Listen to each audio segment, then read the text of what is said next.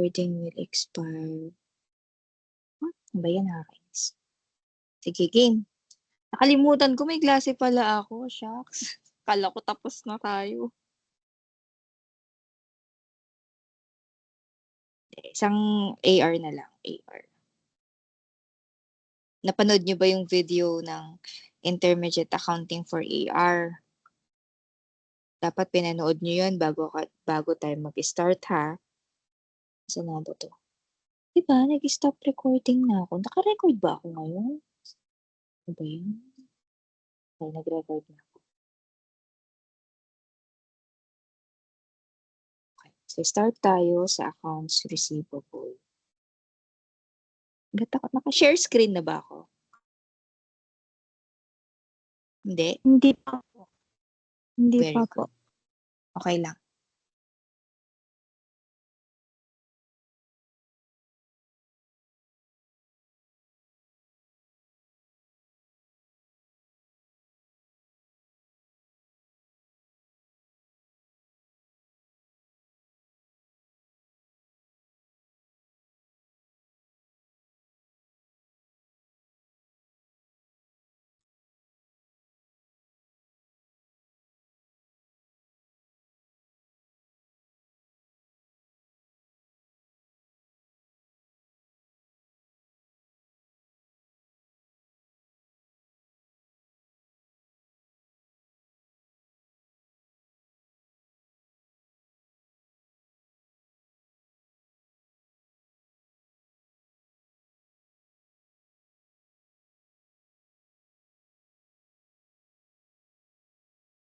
Wait lang, ha?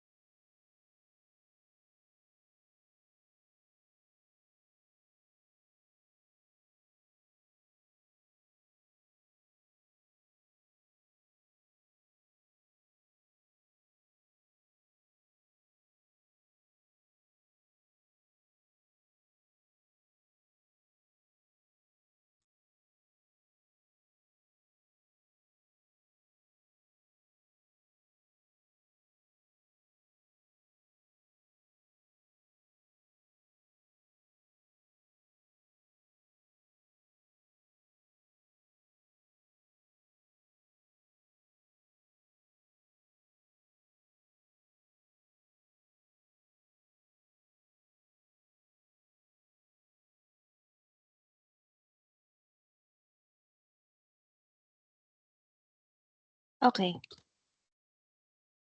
Game. Accounts receivable.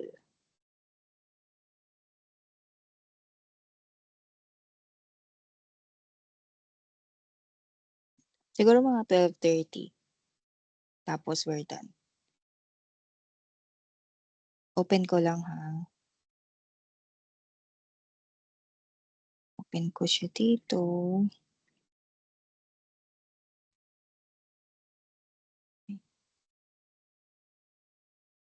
And then, freeform. Dadalawahin ko kasi nung tinignan ko tong handout,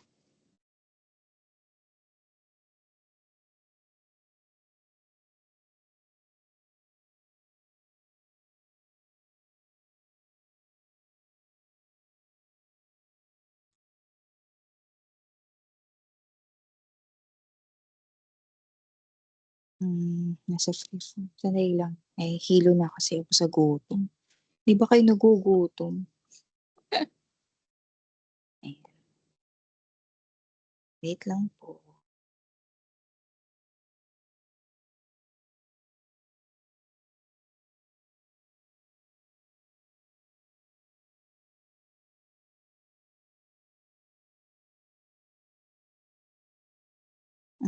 Gagawin ko, share screen.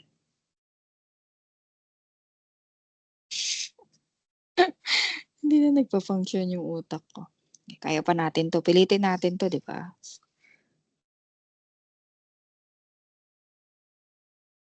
Gutom na ba kayo?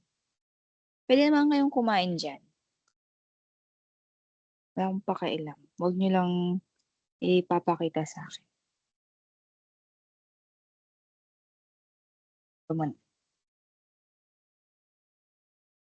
Okay. So, accounts receivable.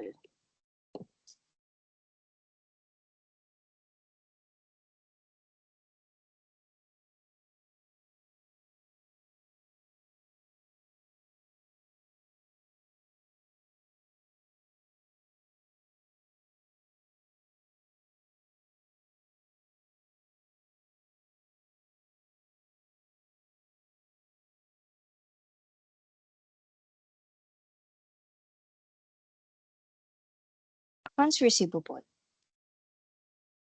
Balik punta na tayo sa assurance. Punta tayo sa objectives and procedures. Okay. So, just a recap, pare-parehas lang naman yung mga assertion category for assets. Okay?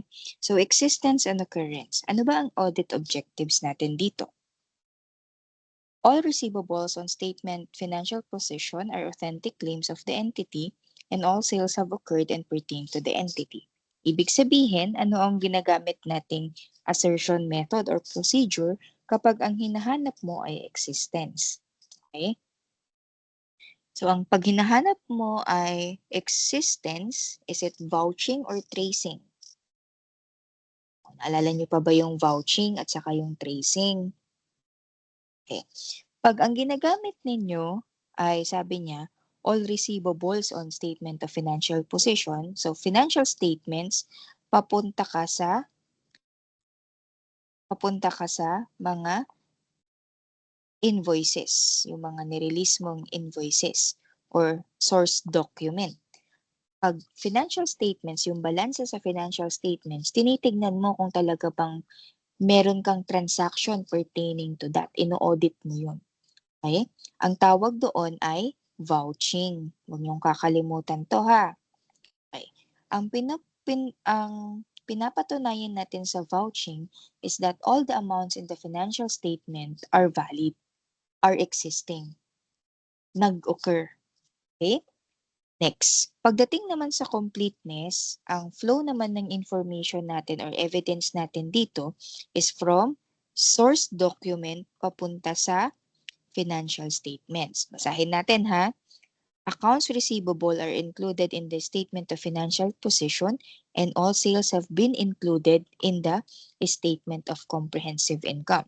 So ang gagawin mo, kukunin mo yung isang bulk ng invoices. When you say invoices, accounts receivable, ito yung copy ng mga pinadala mo kay customer.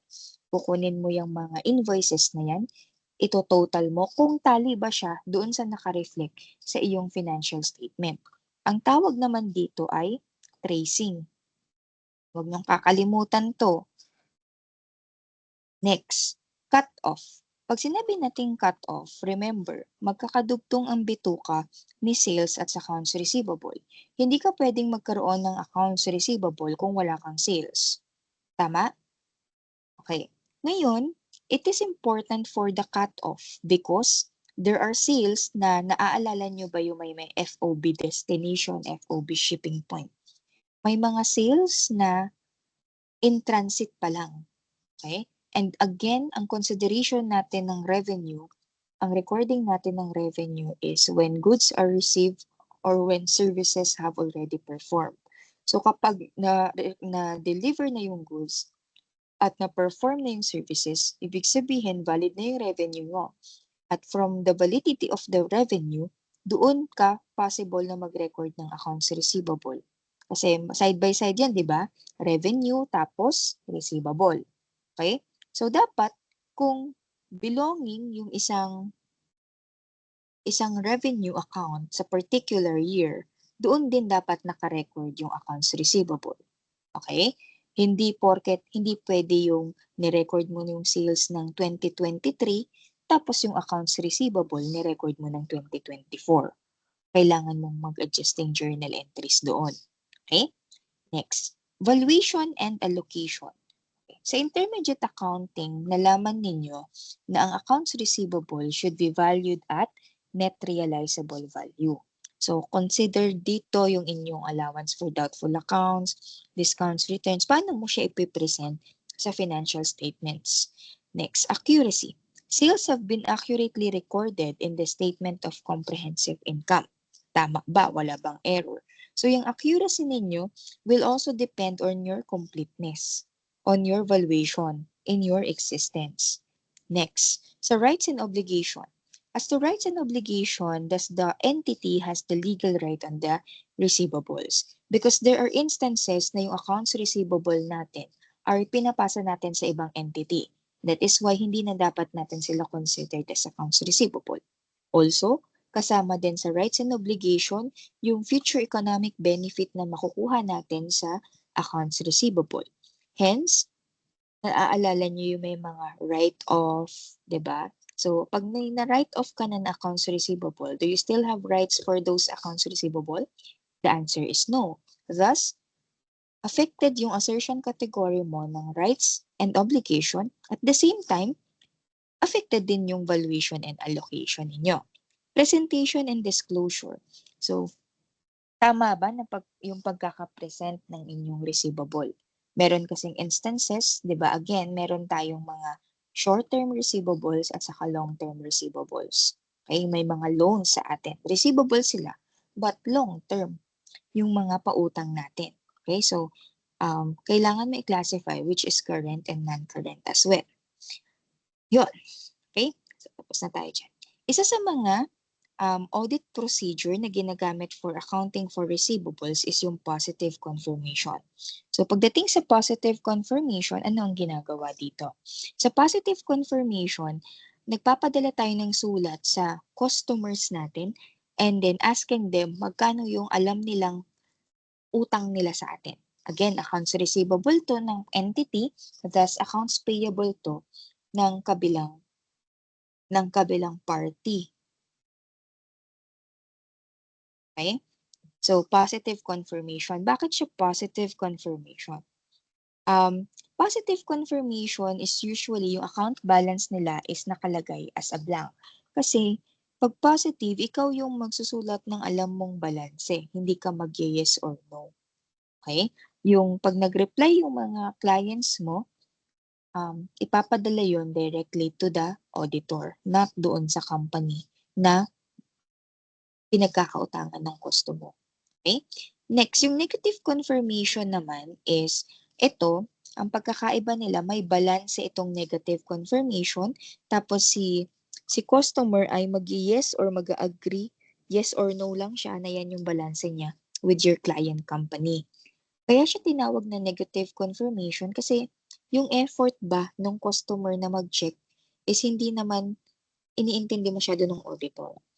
Okay? As to evidences, alin ang mas mabigat? Positive confirmation or negative confirmation? As to evidence, mas mabigat ang positive confirmation compared sa negative information. Kasi kung titignan ninyo yung positive confirmation, madalas ginagamit yan sa mga high-value accounts. Well, for negative confirmation, sa mga maliliit or immaterial accounts lang. Okay? But,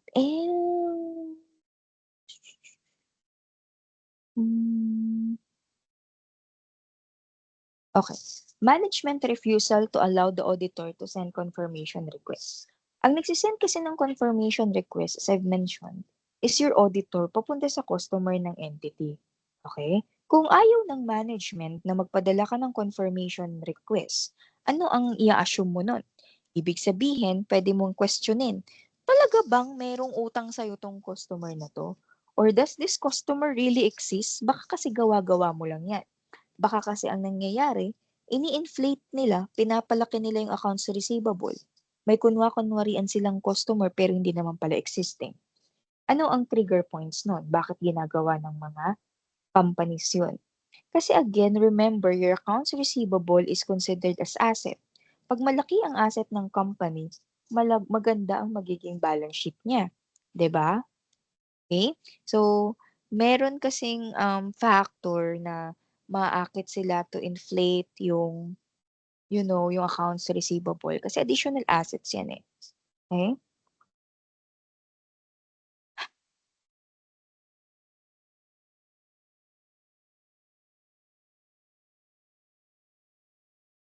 Hmm. Ito, tingnan nyo to, mali itong binigay niyang example. Yung receivable confirmation usually in blank yan. Dapat sila nagsusulat niyan. Okay. Punta tayo sa substantive test ng receivables and sales. Okay, pag sinabi natin substantive test, anong ginagawa natin dyan? Siyempre, hindi nyo na naman maalala. Okay. Nag-start tayo sa tinatawag nating test of controls. Sa test of controls, tinitest natin, kaya nga siya tinawag na test of control, yung internal control for that process. Pag nakita natin na yung risk is mataas for that process, ibig sabihin, tataasan natin yung evidence na igagather natin.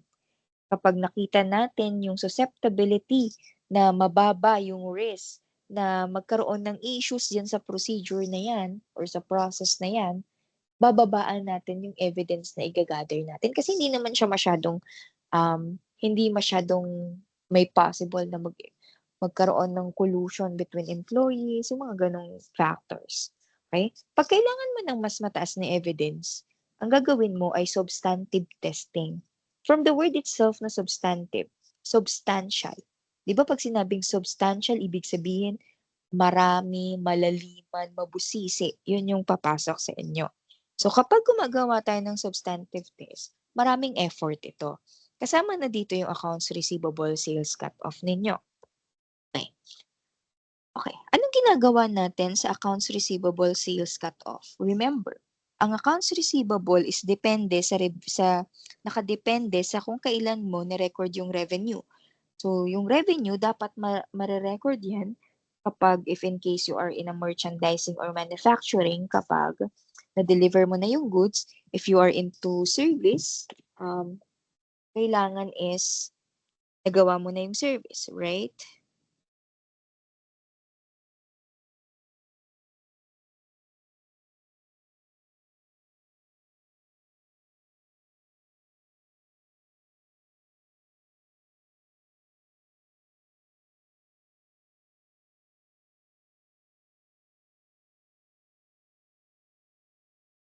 Wait lang ha.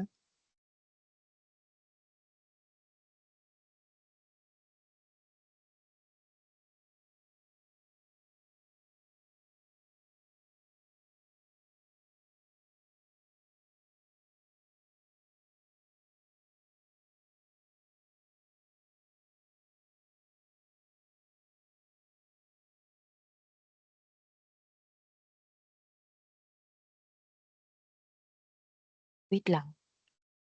Kailangan ko lang mag-bio break.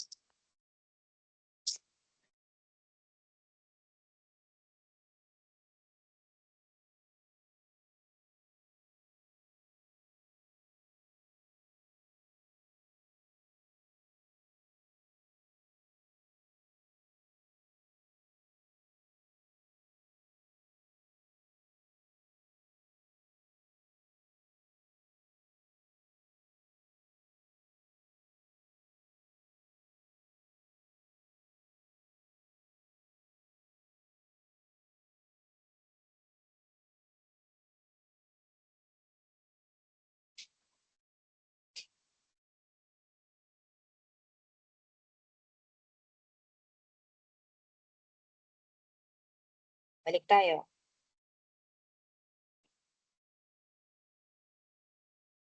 Kung titignan ninyo dito sa exhibit number 1, ano na ba tayo? Tignan ninyo ha. So, meron tayong transactions recorded before December 31. Pag transactions recorded before December 31, they are included in your financial statements.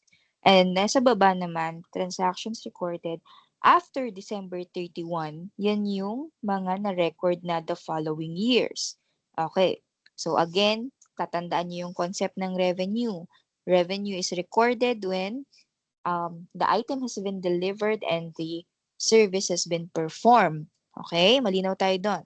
Okay. So apparently, since meron tayong delivery date dito sa inyong sample problem, we can assume that this is a manufacturing or a merchandising company. Okay? So titignan nyo yung delivery date. So 2017 yung year na nire-record natin. So ang una yung check is yung delivery date. because that will mean na kung kailan dapat i-record yung revenue. So 2017, 2017, 2017, 2017, 2017. Okay, ito 2018, 2018, 2018. So kung makikita ninyo, dito kasama yung isang na-deliver ng 2018 pero na-record siya before December 23. Okay? So in short, hindi yan dapat ay December 23. Bakit ba December 23? December 31. Hindi yan dapat part ng inyong accounts receivable as of December 31, 2017. However, ito simple lang to ha. Meron kasi tayong mga tinatawag na yung goods in transit, sales in transit na sinasabi natin. For instance, itong si Kapawen. Kunwari, na-deliver siya 2018 pero na-ship siya ng 2017 tapos ang terms ng bill of lading is FOB shipping point. 'Di ba pag shipping point kailangan is upon alis niya sa seller is recorded na siya as revenue kasi yung title is transferred na doon kay customer upon shipment pa lang. Okay, so yun yung mga considerations ninyo. So wag niyo kakalimutan yung mga FOB shipping point, destination, kasi this will affect your audit. However, in your exhibit number 2, hindi naman pinapa-analyze sa atin yung FOB shipping point destination. It's just delivery cut-off at saka recording and sales. Okay? So sa 2018, mali yan na na-record ito ng 2017 kasi na-deliver mo lang yung item 2018 eh. Okay? Next. For this one, sa transactions after December 31, ino-audit nyo din po yan kapag kayo ay magiging future auditor. Kasi there are instances wherein yung mga transactions na pertaining to 2017, mare-record ng 2018. Okay? Like for example, ito na-deliver ng 2018, so pang 2018 yan. Ito rin, ito rin. Okay? Kung titignan nyo yung last transaction natin, na-deliver siya 2017, pero na-record lang yung transaction niya 2018. So mali ito. Dapat ito, ibabalik mo or i-record mo siya sa 2017. Ito naman, tatanggalin mo siya, dadalhin mo ngayon sa 2018. Nagets ninyo? I hope nagets ninyo yon.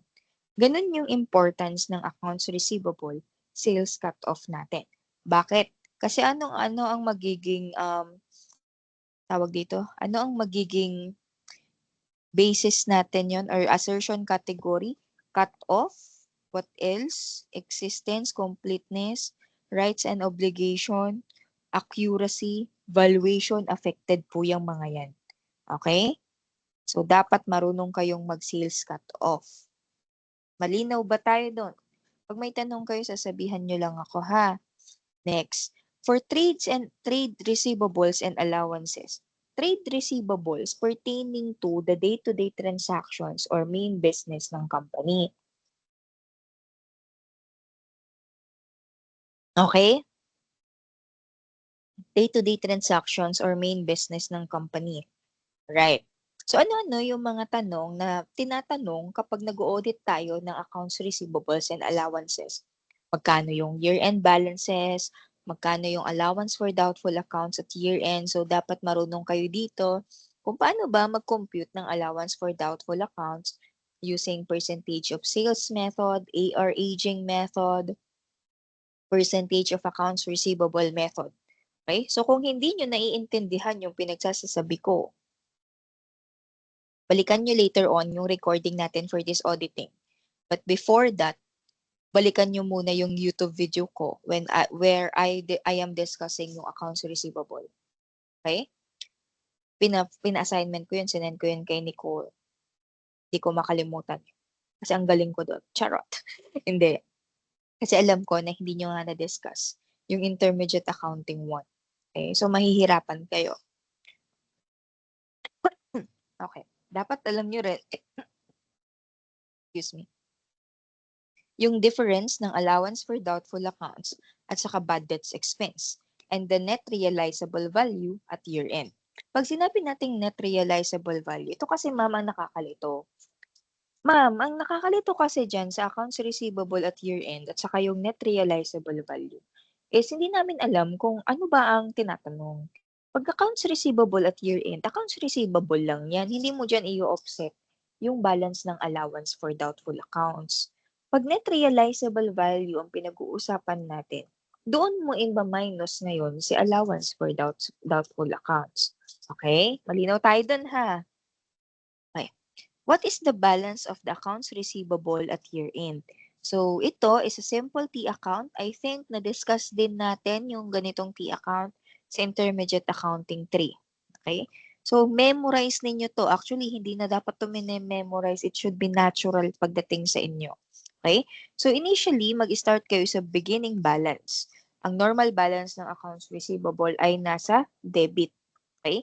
Ano ba yung nakakapagpataas sa accounts receivable? You have your gross sales. Okay?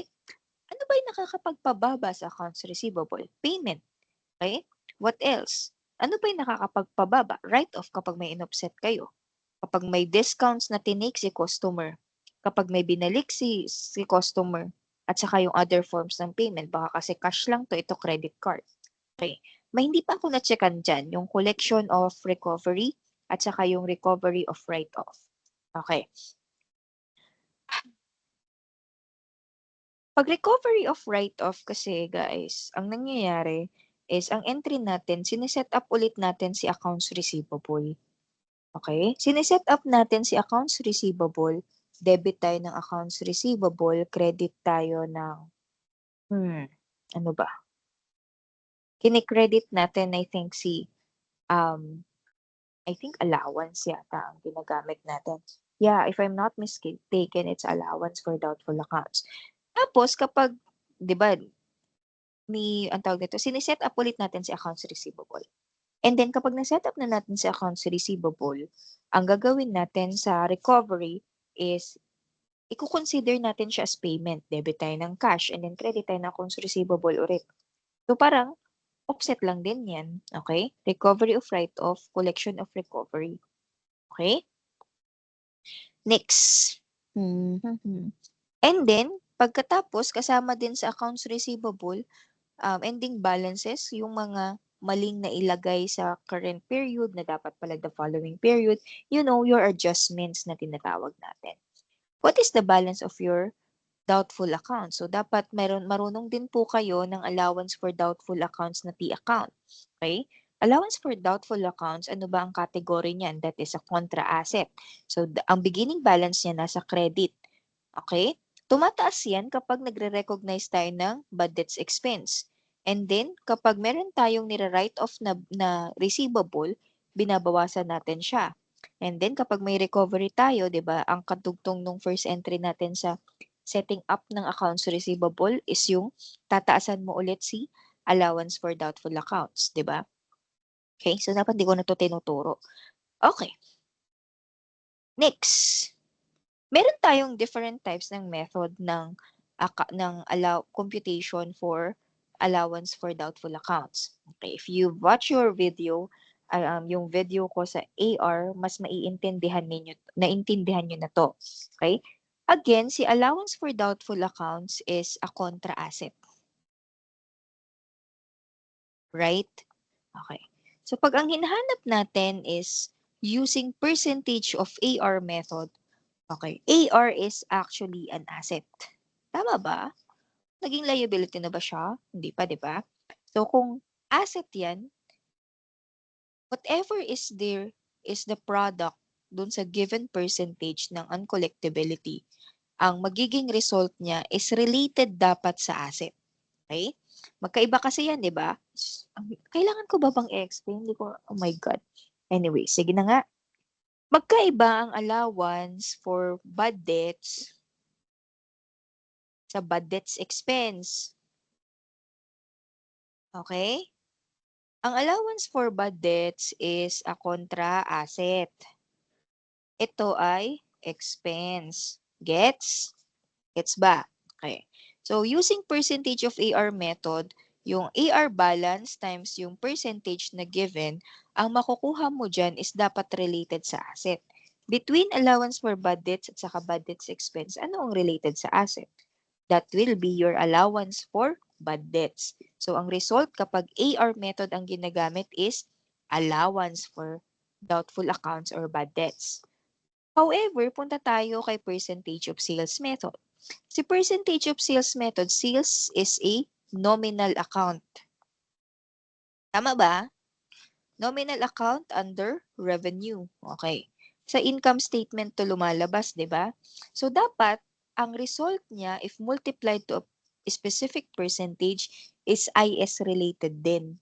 Ang allowance for doubtful accounts is lumalabas sa balance sheet but not in the income statement. So, ngayon, kung ang ginamit na method ay nominal, dapat yung result din yan magiging nominal. Ano ba lumalabas sa income statement? 'Di ba? Revenue at saka expense lang. Thus, kapag yung sales times certain percentage, ang makukuha natin ay bad debts expense. And itong bad debts expense, again, is only a part of your allowance for doubtful accounts. Dito lang siya pupunta, oh. Okay? So, you should know. Okay? Next, paano pag using aging of AR method? O again, AR method yan. So that is a real account, balance sheet, asset yan. So kapag nag-age ka, kung ano yung makukuha mo to your aging will be related dapat sa asset, thus allowance for doubtful accounts. Okay? Marami ang nalilito dito. Pero ganun lang yung technique. Accounting is an analysis. Okay? Kung hindi ka pa marunong ng nominal or real account, mag-shift ka na ngayon pa lang. Okay ba? Illustrative problem number 1. Pero for this one, magsa-side by side na ako.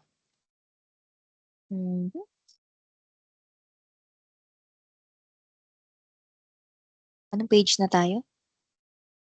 Bilis ko, di ba? O, di ba? Page 8 na ako. Kaya ko to. Di man ganyan nagsasalita. Pero I hope nakikinig kayo dyan, ha? Kasi ginagalingan ko talaga. Ah, Oh, ano po, hindi po kayo naka-share screen po. ano ba yan? Ngayon lang talaga ninyo sasabihin hindi ako nakashare screen. My gulay.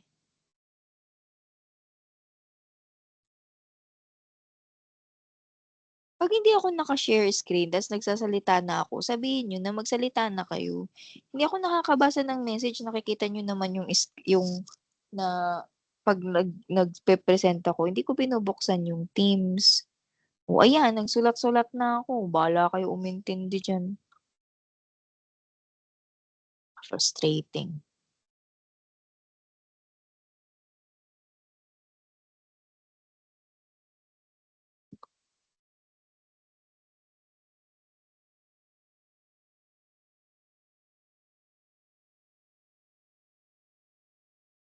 Dami-dami ninyo, wala man lang nagsabi.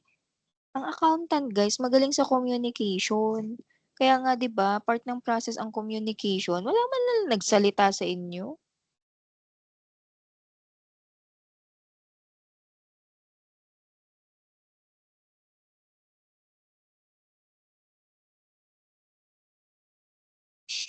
Okay, bahala kayong mag-adjust.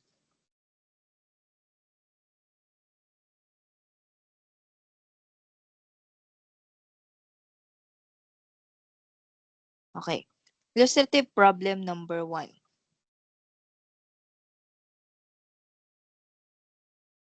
You're examining the financial statements of Riego Corporation for the year ended December 31, 2001 during the audit of accounts receivable and other related accounts. Certain information was obtained. December 31, 2001, debit balance in accounts receivable control account is 197. Pag debit balance ang pinag-uusapan natin sa accounts receivable, lagi ninyong tatanungin, ano ba normal balance ng accounts receivable? Diba debit? Pag credit yan, liability yan. Okay? For this instance, it's a debit balance in accounts receivable, 197,000. The only entries in the bad debts expense account were a credit of 324 on December 31, 2001 because Soleil Company remitted in full the accounts charge of October 31, 2001 and a debit on December 31, for the amount of the credit to the allowance for doubtful accounts. Okay. The allowance for doubtful accounts schedule is presented below. Meron tayong allowance for doubtful accounts is presented below. Yes. Excuse Ma'am, po. ay. Hindi po ulit naka-share screen po.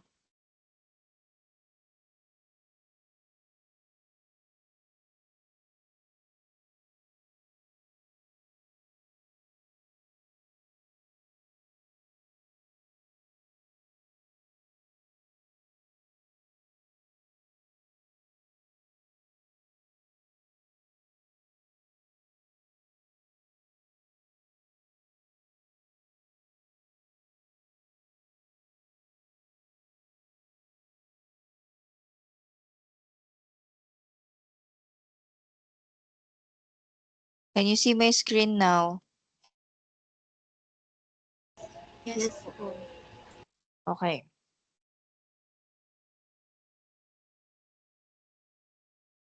Okay.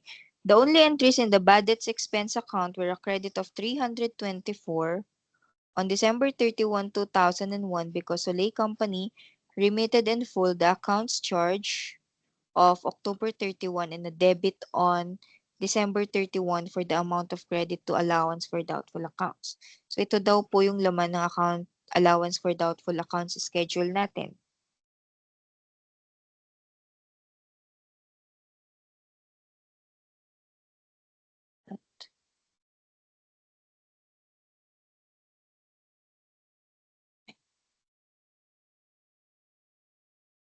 May password. Anyway, siya mo na. Okay. An aging schedule of the accounts receivable is nandyan, nakasulat. There is a credit in one accounts receivable, 2,000. It represents an advance on sales contract. Also, there is credit balance on the 1 to 3 months accounts receivable for 500 pesos, for which merchandise will be accepted by the customer. The ledger accounts have not been closed as of December 31, 2001. The accounts receivable control account is not in agreement with the subsidiary level ledger. The difference cannot be located and the auditor decides to adjust the control to the sum of subsidiaries after corrections are made. Okay. The adjusted balance of accounts receivable of Riego Company at December 31. So, initially,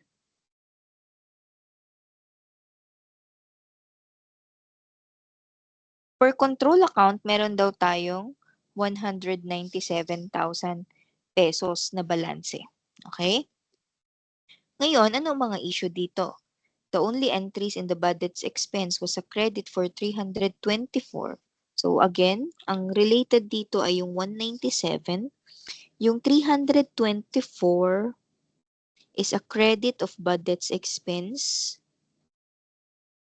charge off, written off. Okay. So, una muna na mali dito sa tignan nyo yung third paragraph. Sabi niya, the only entries in the budget's expense account were a credit of 324 on December 31. It pertains daw for the charge of an account on October 31 and a debit on December 31 for the credit to allowance of doubtful accounts. Okay. So, anong mali dito? Okay.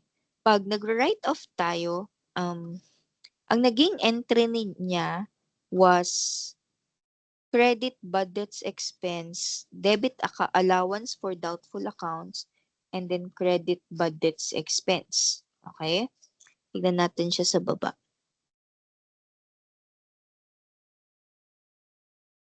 And a debit on December 31, ay mali pala. And a debit on December 31 for the amount of the credit to the allowance. Ano yun?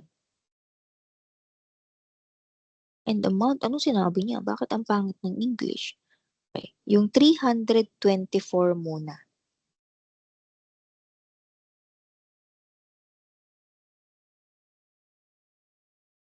For a credit. Okay. Yung number, yung sa third paragraph, susulat to.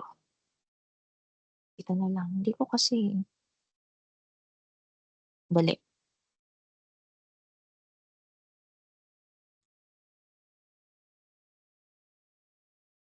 Gawa na lang akong bago.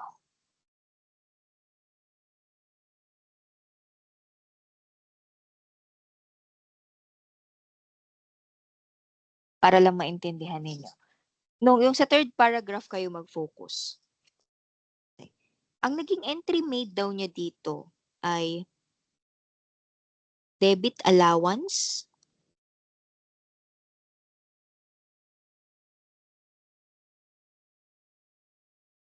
okay, wala pala. Debts expense account. Okay. Ang ginawa daw niya dito sa December, sa third paragraph is nag-debit daw siya ng allowance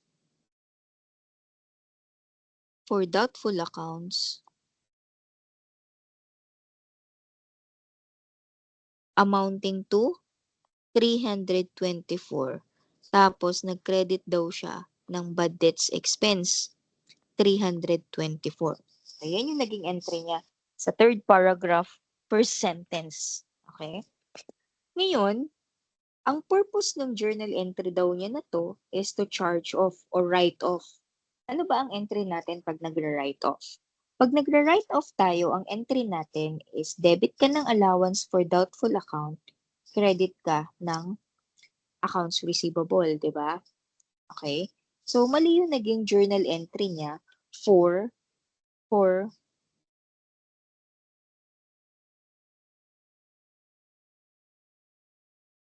ang tanong. Ay lang. Mali yung naging journal entry niya for paragraph number 3. Wait lang. Ay lang, ha? Kasi, bakit nasusulatan ko siya tapos ito hindi? Ito. Pinabasa ko yung question, number 6.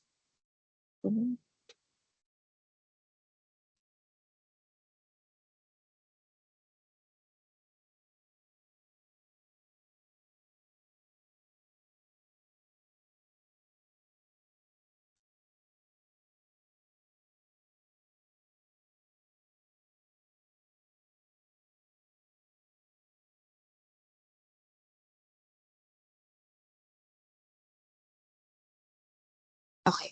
So, ayun. So, ito yung naging entry niya. Allowance for doubtful accounts, 324 at saka bad debts expense, 324.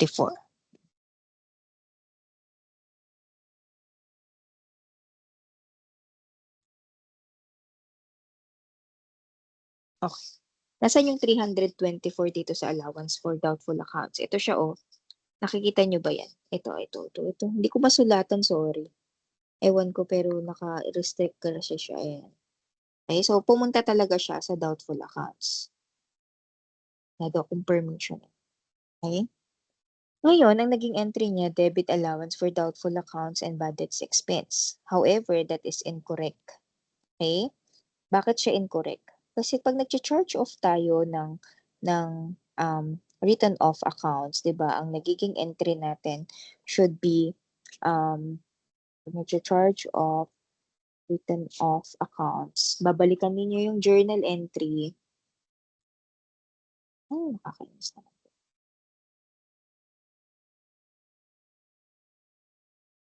Hindi ko na i-edit. Pagbabalikan ninyo yung journal entry ng accounts receivable dito sa taas. Ayan, pag nagkaroon ka ng right of receivables, dinidebit mo yung allowance for doubtful accounts, and then, ano ang i-credit natin? Ayun o, kinikredit ninyo si right of accounts receivable sa accounts receivable. So, it's debit allowance for doubtful accounts and then credit accounts receivable. However, ang ginawa niya sa illustrative problem, nasa na nga ba yun? Problem number 1 is, kinredit niya si bad debts expense, tapos dinebit niya si allowance for doubtful accounts. Okay?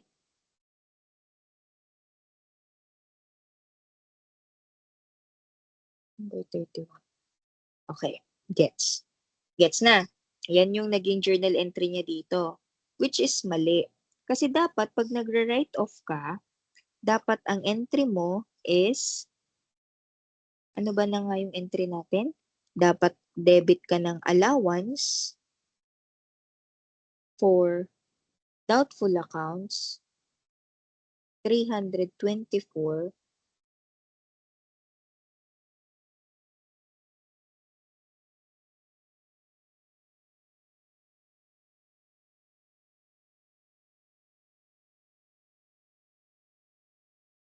Credit ka ng accounts receivable, 324.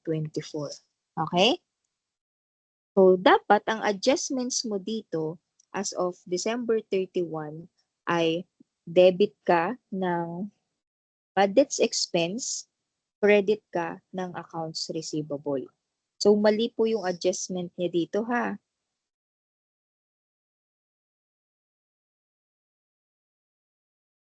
Mali po yung adjustment niya dito. Dapat yan sa number 1, credit yan accounts receivable. Palitan nyo to. Kasi nag-write off ka eh. Okay? Tama naman na naka-record siya sa allowance for doubtful accounts. Dito, sa journal entry niya 324. Kaya pagdating sa control account, dapat meron pa ditong deduction na 324. Bakit? Kasi nag-write off ka eh. Tinanggal mo na siya sa accounts receivable. Okay? Mali yung suggested answer dito. In-explain ko sa inyo and then kapag may questions kayo, i-pop up nyo na o sabihin nyo na agad. Pero malinaw ba tayo? Even if you look back to your intermediate accounting, ang journal entry natin in writing of accounts receivable is debit allowance for doubtful accounts, credit accounts receivable. Pero instead ng i-credit dito ni Rego ay accounts receivable, ang credit niya ay bad debts expense. Kaya as an adjustment, i-correct natin yung bad debts expense na naka-credit, dinidebit natin siya, tapos kinikredit natin si accounts receivable. Malinaw ba? Next. Sabi is,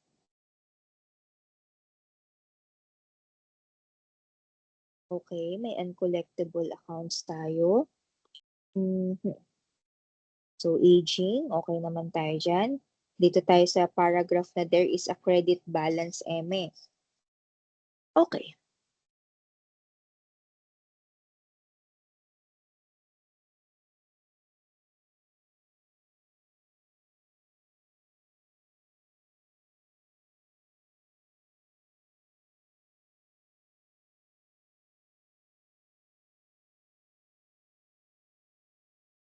There is a credit balance. Chu-chu-chu.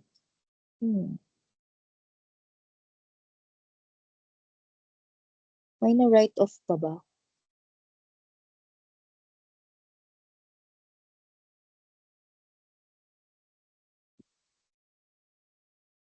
$324 plus 820 plus 564. Okay.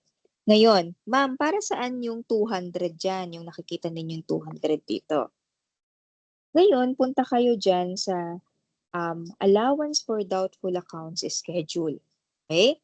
Kung titignan ninyo, yung transaction ng October 31, may uncollectible daw tayong 324, meron daw tayong uncollectible na 820, at saka may uncollectible tayong 564.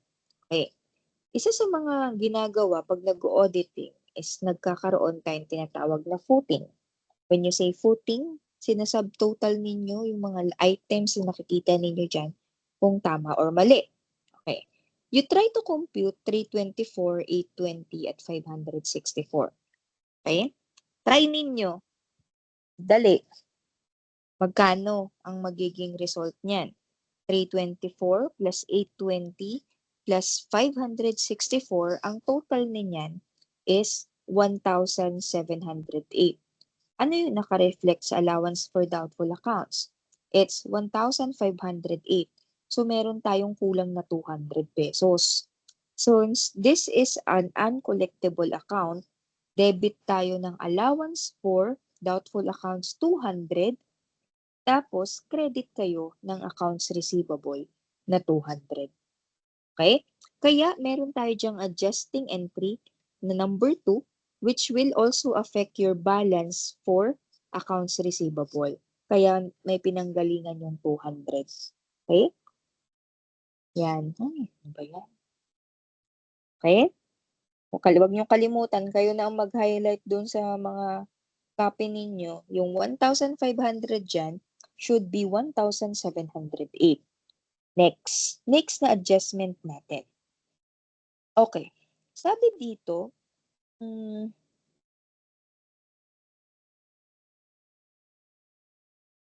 the aging of accounts receivable of December 31 and the decision are shown in the table below. Okay?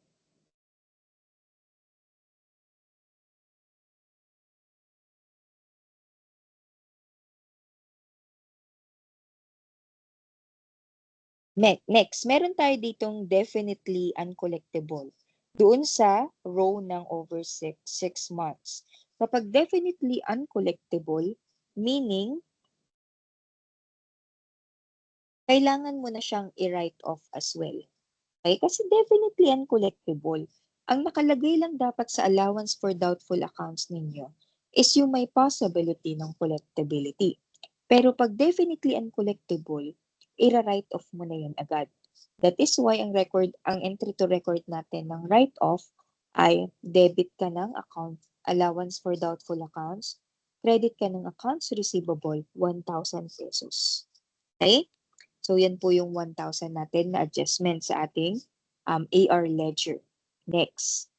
Sabi sa baba nung ating table, there is a credit balance in one accounts receivable amounting to 2,000 pesos. Credit balance. In one accounts receivable, yung nandun daw sa 93,250. Okay? It represents an advance on a sales contract. Okay. Pag credit balance yung accounts receivable natin, di ba ang classification natin dapat dyan is liability. And advances from customers and employees advances from customers are considered as liability. Okay? There is also a credit balance in one of the 1 to 3 months accounts receivable amounting to 500 pesos for which merchandise will be accepted by the customer. Okay? So in short, yung 2,000 pesos dyan na i-offset na natin doon sa 93,250. Pero una muna, ang tamang balanse niyan should be 95,240. So kailangan mag-adjust tayo. Okay? Ang i-adjust natin would be debit tayo ng accounts receivable 2,000 and credit tayo ng advances from customers. That's the first 2,000. Okay? However, dito sa handout ninyo, ginawa na niyang 2,500. Pinagsama na siya sa kanilang dalawa. Kasi remember, meron pa tayong 500 dito. Same journal entry din. Debit accounts receivable, credit ka ng advances from customers. I don't like to use customer accounts with credit balances. Hindi naman ganyan yung transaction natin. Sabi niya, advances o okay?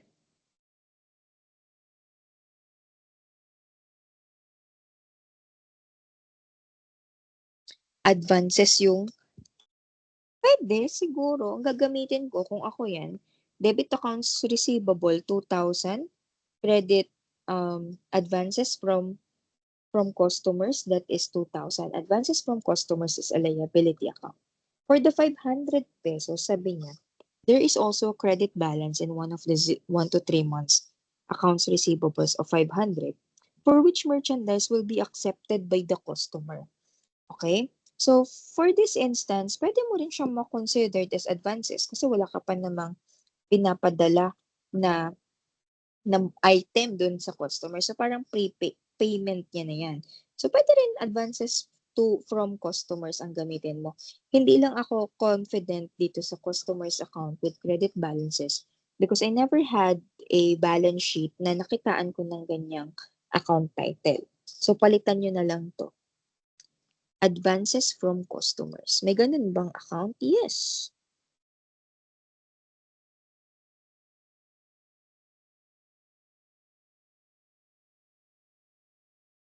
Okay? 2.5. Kaya may additional 2.5 tayo dyan. Kasi naka-credit sila eh. Gigets nyo ba? Naka-credit sila sa accounts receivable. So parang yung balance natin ng accounts receivable na net off na dyan yung 2.5. Thus, kailangan natin siyang ibalik. Kaya nga tayo nag-debit ng AR dito. Okay? So, kaya yung reason kung bakit may 2,500 tayo. Meron pa ba tayong iba pang adjustment? Wala na. Okay?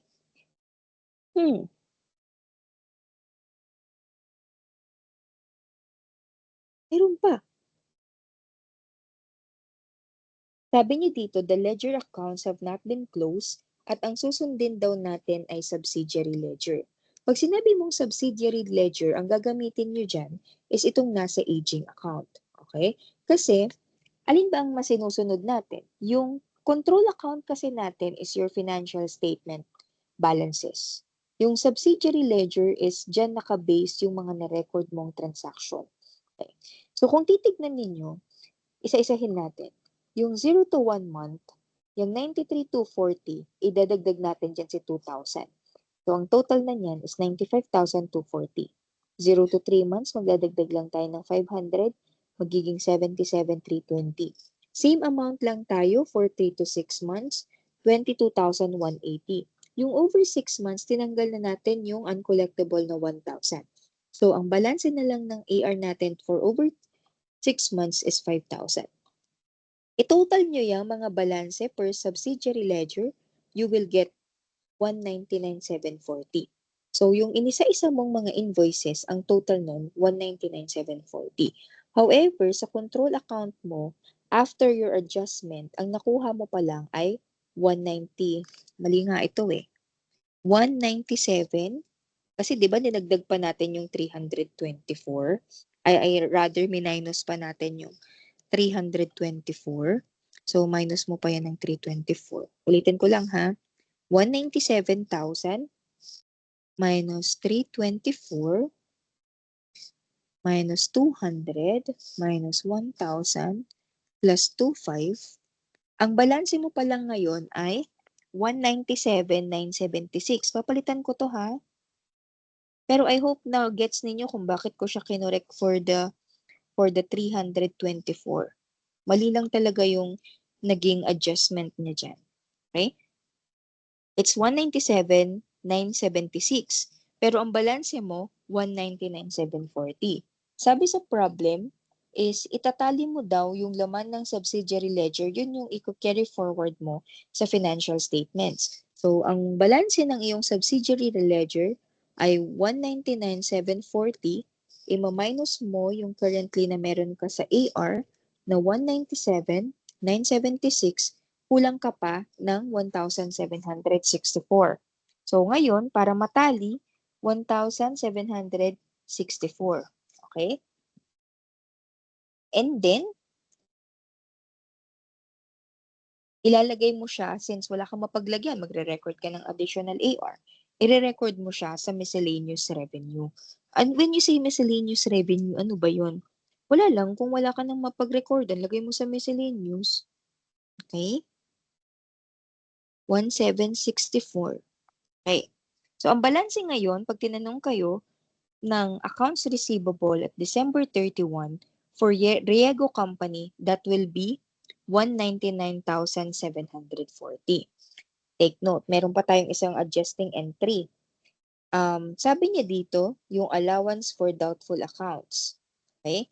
Kailangan din natin siyang i-adjust. Mamaya natin pag-usapan yan. So, again, for number 1, ang sagot natin dyan will be 199,740. Next. Siguro hanggang illustrative problem number 1 lang tayo, guys. Maghanap ako ng isang may cut-off. Tuloy natin sa Monday yung iba. Maganda kasi itong AR. Sige. Pasaralin ninyo ha in advance. Pangalawa, anong tanong natin? Adjusted write-off accounts receivable balance of Riego Company at December 31, 2001. So, magkano daw yung ni-write-off natin? Ang ni-write-off natin is, di ba, meron tayong, ang new balance natin for the October 21 na write-off ay 1,708. Nakuha nyo yun kanina? Kasi di ba binago natin yan? 1,708. Tapos, nagdagdag ka pa ng 1,000 pesos kasi nag-write off ka kanina dito sa over 6 months. Okay?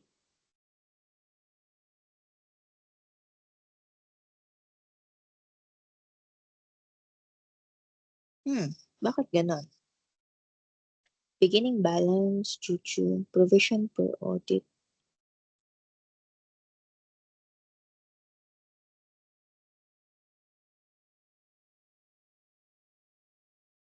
Wait lang ha.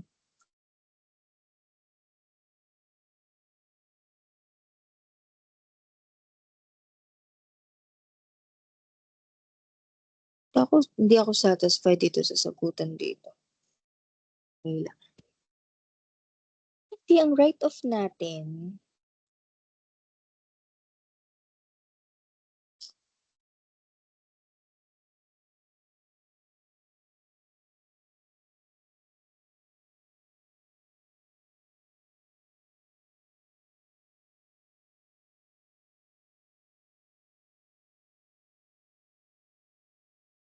ayun, mali itong sagot. Sige. You try to compute kung magkano yung na-write off accounts natin. Bakit mali yung sagot? Okay? Sabi niya, ang sagot daw ay 2,384 kasi ganito daw. Ay, inis ako dito sa hanto. Ang ni-write off mo kanina, tignan ninyo ha. 'Di ba, nung October 31 na transaction, meron tayong 324, 820, at saka 564. Gets ba? So, in total, that is 1,708. Tapos, meron tayo yung uncollectible na over 6 months na 1,000. So, yan lang yung ni-write off natin, 2,708. Okay? Written off accounts. Okay? Tama ba? Yan yung ni-write off natin eh. Tignan niyo yung sagot niya, 2,384. Ano yung difference? 2,708 minus 2,384.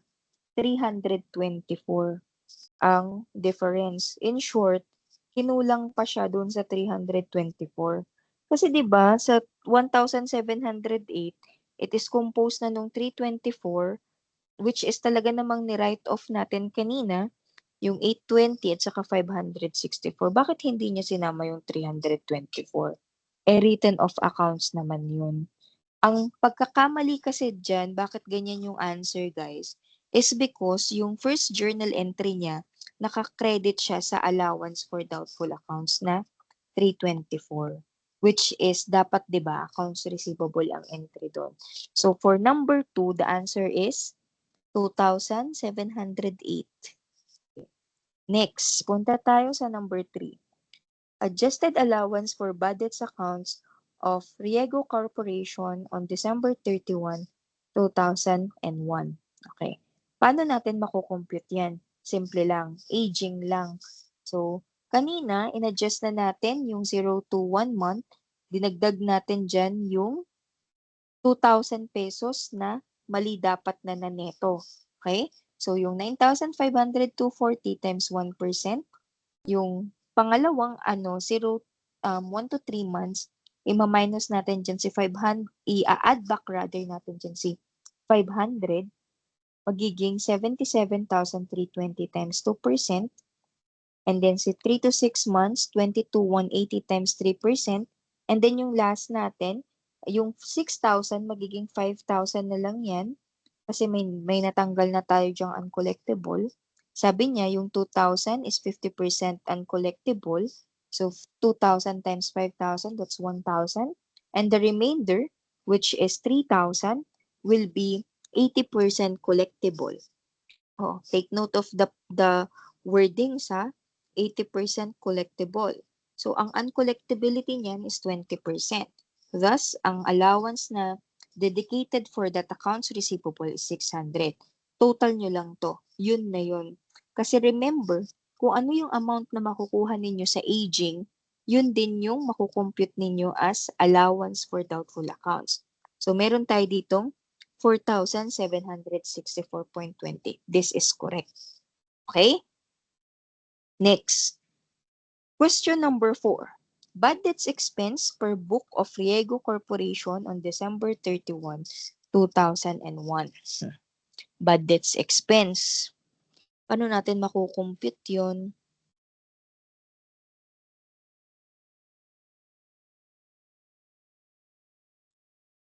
Day lang.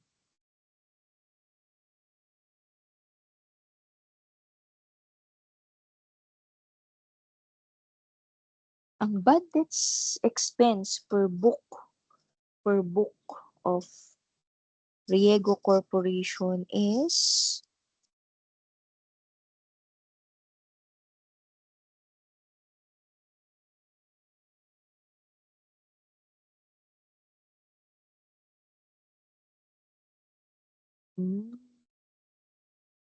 okay. Kasi yung bad debts expense niya dito.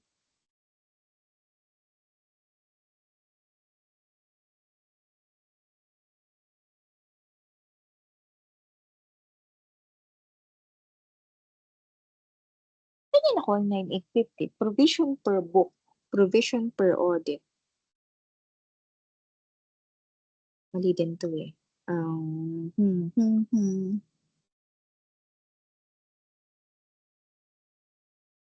3,000.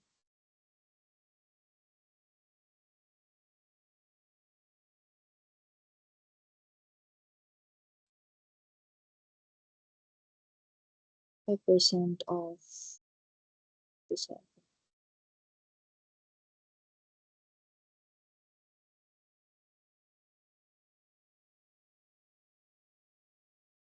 Percentage of AR. Okay. Ang provision per book ni Riego Corporation, when you say, mali pala. Budget's expense per book of Riego Corporation on December 31 is 9,850. Kung titignan ninyo yung schedule niya ng allowance for doubtful accounts, ang ginamit niya dito ay percentage of accounts receivable. Ayan po yung 9,850. Okay? So, yun yung currently na nasa budget's expense per book ni Riego Corporation. 9,850. Ngayon, ang adjusted, dapat hindi tinatanong yung number 4. Dapat ang tinatanong lang ay number 5. Ang adjusted budget's expense ni Riego Corporation as at December 31, 2021. So let's compute. Sabi niya dito, it's 3,490, but this is wrong. Okay? Bakit yan wrong? Let's take for instance yung i-account ni allowance for bad debts. Okay. Ang beginning balance ni allowance ay 3,658. Tapos, sabi natin, ang ending niya, which will be yung nasa aging. Tama? 4,764.20. Okay. Ngayon, may mga na-write off tayong accounts kanina, which is ito, tinamak natin. So, meron tayo dyang debit na 2,708. So, ngayon, you try to compute magkano yung bad debts. Again, this is beginning, this is ending. This is your write-off. Nagkaroon ba tayo ng recovery? Wala namang sinabi sa problem na nagkaroon ng recovery. Now, you compute how much is your bad debts expense. You try to compute, guys.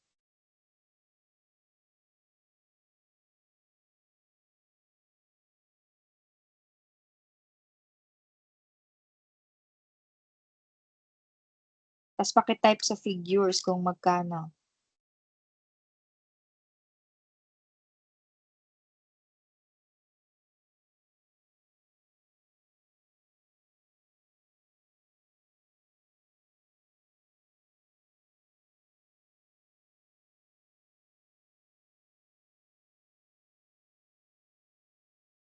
Magkano? Ang hinahanap natin ay bad debts expense. So, i-work back nyo lang. Magkano yung bad debts expense dito? Solve ninyo.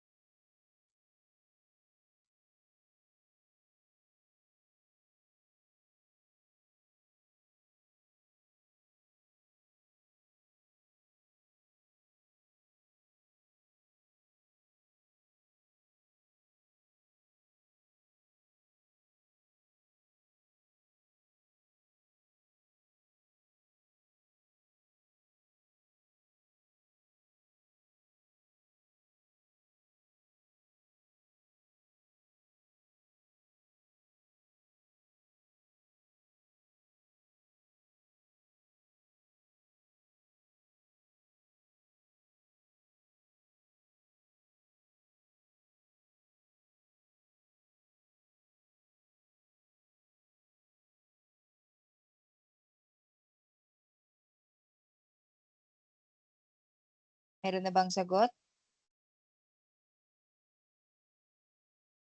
Dapat mabilis na kayong sumagot, ha? Magkano ang bad debts expense? I will check the teams. Wala.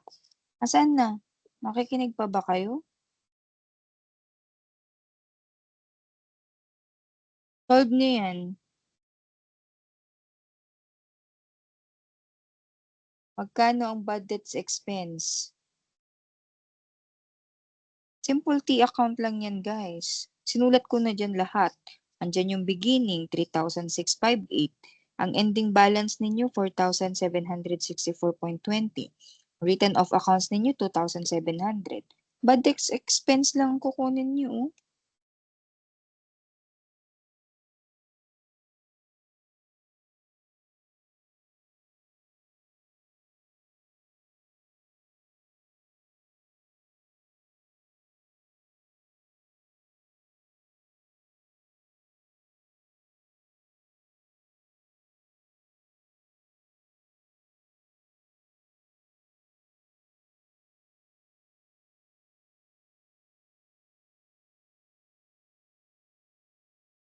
Wala pa rin ba?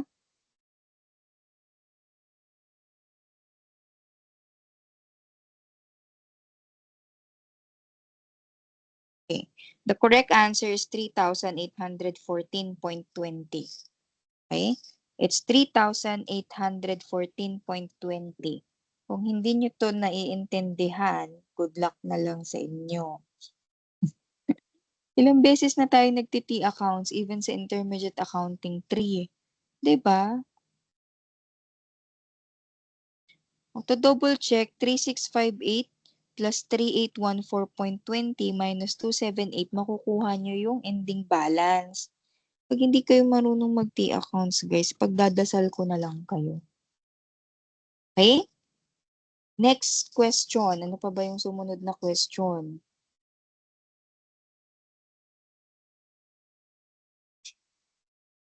Adjusted balance. Number 6, to adjust the accounts. The entry to adjust the account of Soleil Company. When you say to adjust the account of Soleil Company, balikan nyo yung journal entries na nandito tayo. Ito yung adjustment entries. Huwag niyong pansinin yung 6 and 7 kasi mali po yan. Doon kayo sa taas. Ito lahat ng adjustments kasi ang sinabi niya, to adjust the account of Soleil Company. Di lahat yan. Okay? Next. Entry to reconcile. Okay, yan din po yung entry to reconcile natin is your adjusting entry number 5. For number 8, the net realizable value of your accounts receivable as of December 31, 2004. Ano yung net realizable value? The adjusted balance of your accounts receivable minus your allowance. Okay? So you have here 199,740 minus yung required allowance 4764.20 is equals to 194,975.8. So tama naman siya. Again, sulat ko dito, this is your accounts receivable minus your allowance. Okay? You try to review illustrative problem number 1. On Monday, auditing pa rin tayo. For intermediate accounting, pag-iisipan ko pa kung anong ilalabas natin doon. But konti lang naman kasi yung topics doon. But for Monday, your class is supposed to be 5 hours lang, but I will teach until maka 6 hours tayo. Okay? Yun lang for now, for your assignment. Aralin ninyo yung auditing for inventory. At the same time, illustrative problem. Ano ba?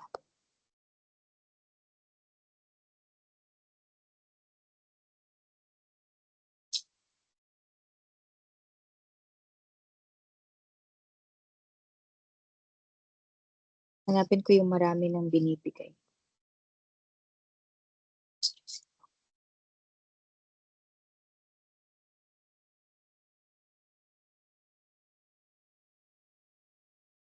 Illustrative problem. Ang i-discuss ko na lang dito ay illustrative problem number 2. What else?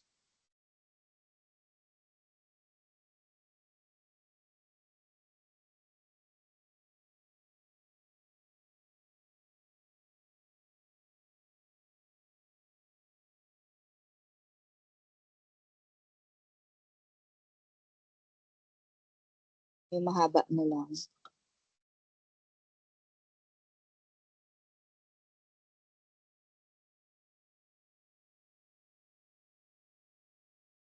Yung may impairment clause.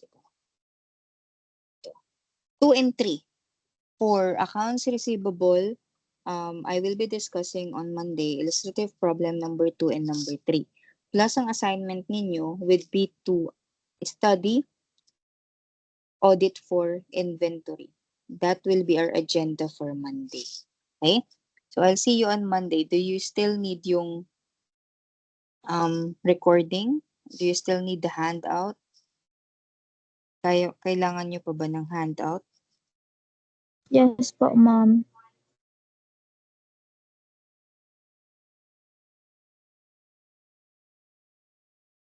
Okay, that's the handout for accounts receivable na sinulatan ko kanina. And then, for the recording, I will log on to my computer and send ko sa'yo yung recording. Apo. Okay?